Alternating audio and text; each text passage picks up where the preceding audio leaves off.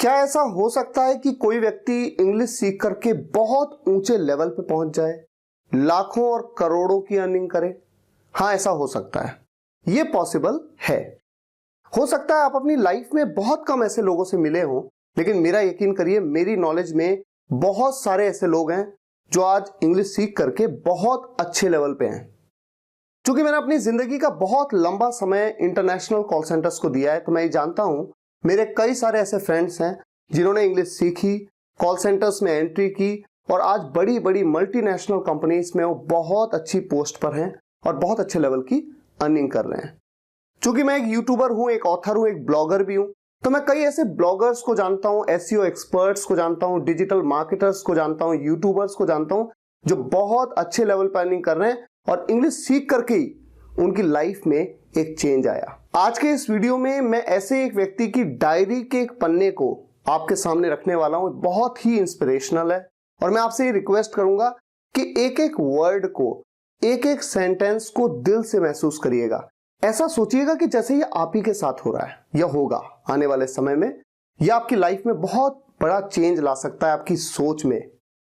और गाइस, इस वीडियो के एंड में मैं आपसे 3 क्वेश्चंस पूछूंगा, 3 क्वेश्चंस, और जो भी स्टूडेंट उन क्वेश्चंस का सही आंसर देगा, इसका मतलब उसने इस वीडियो को ध्यान से देखा है। तो आइए शुरुआत करते हैं, देखते हैं क्या लिखा है उस डायरी के पन्ने पर। This morning when I was leaving for work by my Mercedes, आज सुबह जब मैं अपनी मर्सिडीज से ऑफिस जाने के लिए निकल रहा था, it seemed for a while as if that 10 years old moment again came to the fore. तो एक बार को लगा मानो 10 साल पुराना वो पल फिर से सामने आ गया हो। When I had witnessed a glittering Mercedes coming out of a beautiful bungalow in Lajpat Nagar.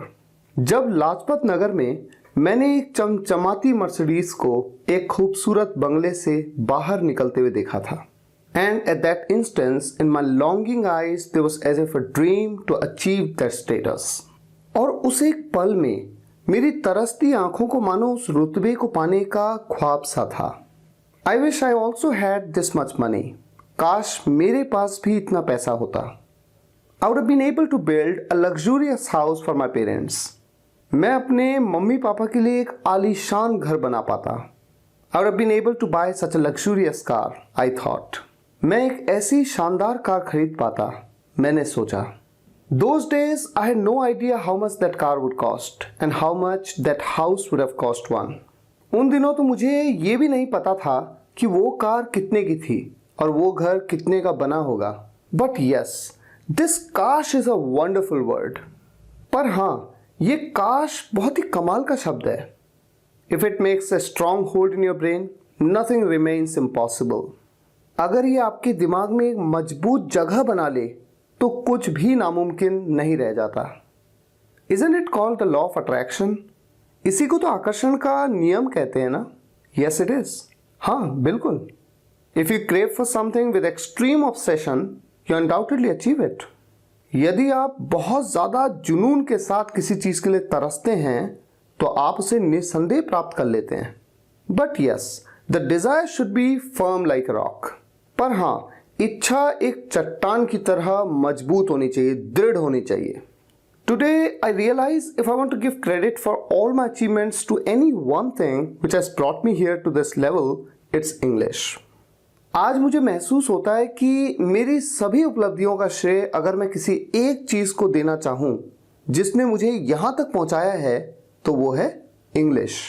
My passion for learning regardless of day and night, never thought of what the world would say. I just give everything to it in order to pursue what I long for.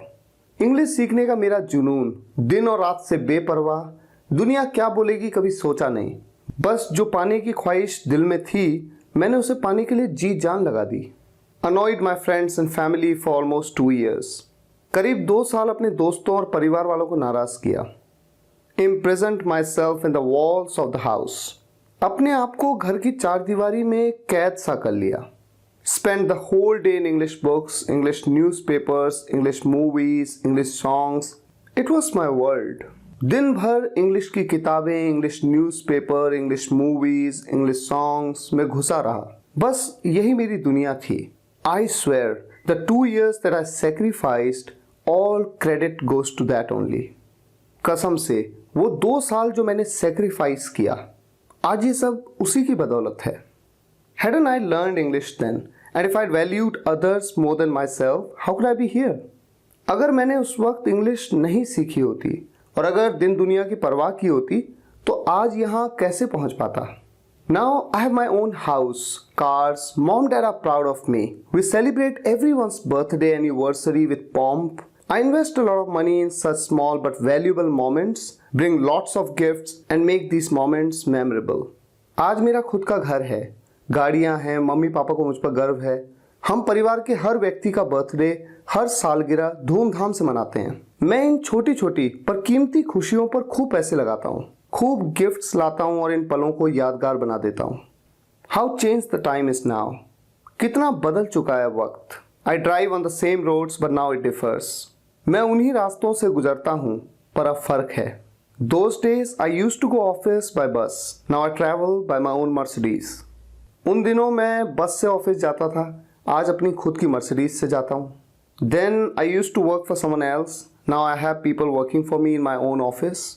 कल किसी दूसरे के लिए काम करता था, आज अपने खुद के ऑफिस में काम करवाता हूँ। It's true that most of the people love me because of my money. ये सच है कि ज़्यादातर लोग मुझे मेरे पैसे की वजह से पसंद करते हैं। But whatever it is, it's amazing and I want to live it. पर जो भी हो ये कमाल का है और मैं इसे जीना चाहता हूँ। आपने इस स्टोरी को समझा। अब मैं रखता हूँ आपके सामने 3 क्वेश्चंस। पहला question, come to the fore का क्या मतलब है? मैंने इस आर्टिकल में आपको बताया ना, कम टू द फॉर। दूसरा, विद पॉम्प का क्या मतलब है? और तीसरा, लॉन्गिंग आइज का क्या मतलब है? आप में से जो भी स्टूडेंट्स इन 3 क्वेश्चंस के आंसर इस कमेंट में, इस वीडियो के कमेंट में सही लिख देंगे, इसका मतलब उन्होंने इस वीडियो को बड़े ध्यान से देखा है। अगर आपको ये वीडियो पसंद आया हो तो लाइक जरूर करिएगा और शेयर जरूर करिएगा, कम से कम एक व्हाट्सएप या फेसबुक ग्रुप में। हर इंसान को अपने जीवन में मोटिवेट होना चाहिए, उसको ये लगना चाहिए कि कुछ भी इम्पॉसिबल नहीं है अगर मैंने ठान लिया तो। और इंग्लिश की इंपॉर्टेंस हमें समझना जरूरी है। फिर मुलाकात होगी नेक्स्ट वीडियो लेक्चर में। Thank you so much for watching this video guys, take care, good bye.